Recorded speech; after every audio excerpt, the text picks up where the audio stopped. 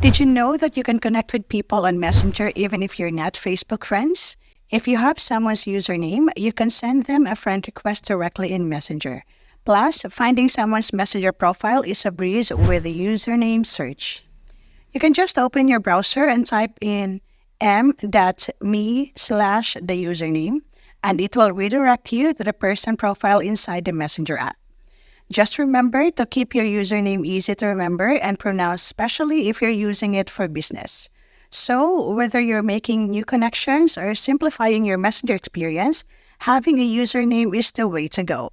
If you haven't set or you want to change your username, just follow these steps. Open your Messenger and then tap on this three lines icon. Click on Settings. Now tap on a username.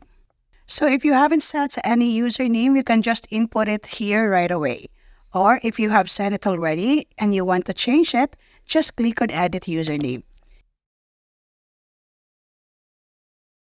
Now type in your new username. After that, click Save. That's it for this tutorial. For more how-to tutorials, please subscribe or click other videos to keep on watching.